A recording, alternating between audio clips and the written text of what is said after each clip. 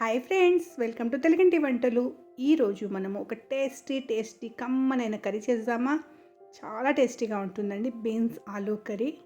దీనికోసం పొయ్యి మీద ఒక కడాయి పెట్టి కడాయిలో 2 చెంచాల నూనె వేసి బీన్స్, నేను ఇక్కడ 250 గ్రామ్ బీన్స్ తీసుకున్నాను. అలాగే మీడియం సైజు 2 ఆలూ తీసుకున్నాను. రెండిటికి కట్ చేసి నూనెలో వేసి ఫ్రై చేసుకుందాము.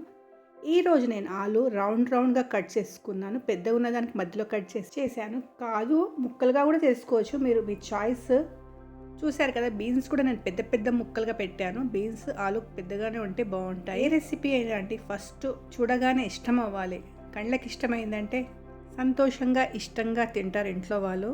అందుకని ఎప్పుడైనా ఫస్ట్ రెసిపీ చూడడానికి బాగుండాలండి. అవి మంచిగా ఫ్రై అయిన తర్వాత ఒక ప్లేట్లో తీసుకున్నాను. అదే కడాయిలో మళ్ళీ నూనె వేసాను. దాంట్లో జీలకర్ర వేసుకుందాము.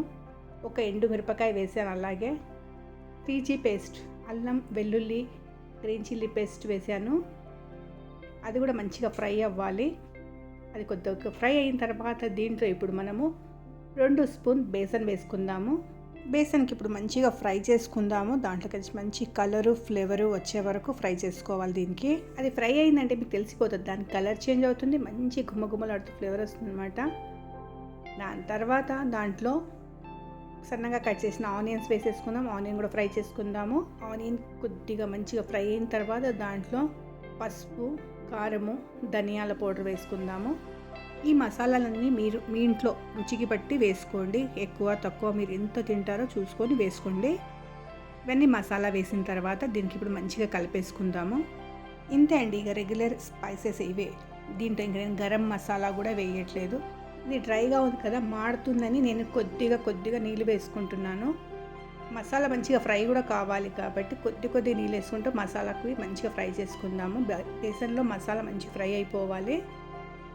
ఇలా చూసుకొని కొద్దిగా నీళ్ళు వేసుకొని మసాలా మంచి ఫ్రై అయిన తర్వాత దాంట్లో నేను కిచెన్ కింగ్ మసాలా వేస్తున్నానండి. ఇది ఆప్షనల్, వేయాలని ఏం లేదు, వేస్తే బాగుంటుంది. దాని తర్వాత సన్నగా కట్ చేసిన ఒక పెద్ద టమాటో, నేను ఇక్కడ 2 టమాటా తీసుకున్నాను అండి. ఇప్పుడు ఒకటి వేసాను, ఇంకోటి ఎప్పుడు వేస్తానో చూద్దామా. స్కిప్ చేయకుండా చూస్తారు కదా. టమాటా వేసి దాంట్లో ఉప్పు వేద్దాము, కసూరి మేతి వేసి మంచి కలిపేసుకుందాం మొత్తం మసాలాకి.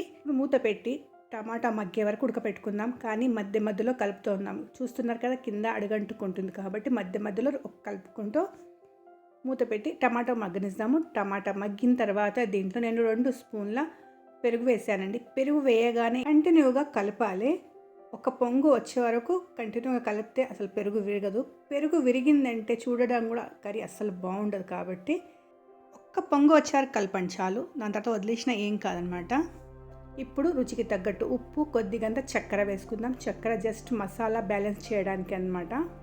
చక్కెర ఉప్పు వేసిన తర్వాత మంచిగా కలిపేసుకుందాం. దీనికి కలిపేసి మూత పెట్టి 5 నుంచి 6 నిమిషాలు, అంటే నూనె పైకి తేలే వరకు మనము ఉడకపెట్టుకోవాలన్నమాట. చూడండి నూనె ఎంత మంచిగా పైకి వచ్చిందో, అంటే గ్రేవీ చాలా మంచిగా ఉడికిందనమాట. ఇప్పుడు దీంట్లో మనము వెజిటేబుల్స్, ఫ్రై చేసి పెట్టుకున్న వెజిటేబుల్స్ వేసేసుకుందాము.